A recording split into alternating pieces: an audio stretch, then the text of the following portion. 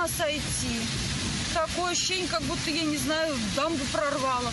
Эти видеокадры из Бугульминского района. Здесь прошел такой сильный дождь, что улицы превратились в бурлящие потоки. По информации МЧС республики, жилые дома и социально значимые объекты в селе Татарская-Дымская не пострадали.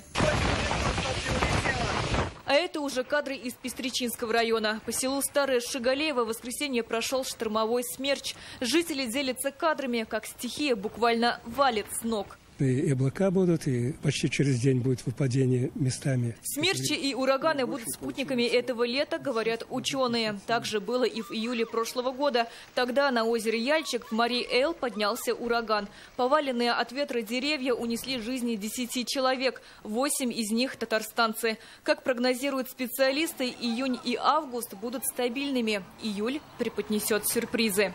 На июль месяц они пока оставляют прогноз. Гидрометцентр России, подчеркиваю, июль месяц жарче, и он будет засушливее, чем обычно.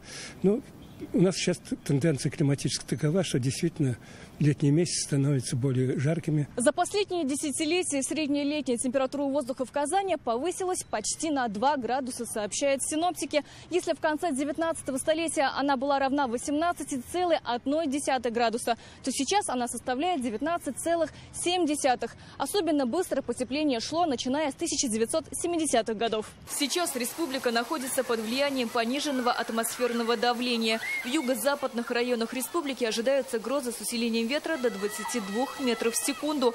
Среднесуточная температура уже на 4 градуса выше климатической нормы. Сейчас такая жара, и даже сессия не может заставить сидеть дома. Вот поэтому мы здесь смотрим на бегающих детей, радуемся жизни. Наконец-то дождались лета, потому что с детьми, сами понимаете, очень сложно зимой и осенью.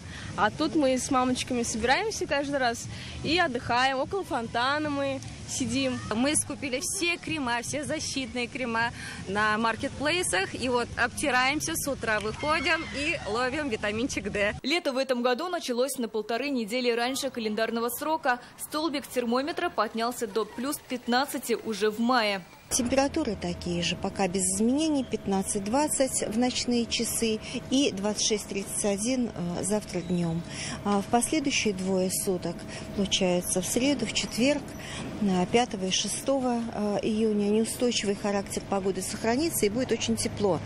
Неустойчивый – это значит местами с кратковременными дождями и с грозами. Значит, наслаждаемся теплом, но не забываем про зонты и головные уборы. Сирина Васильева, Данил Филатов, ТНВ, Казань.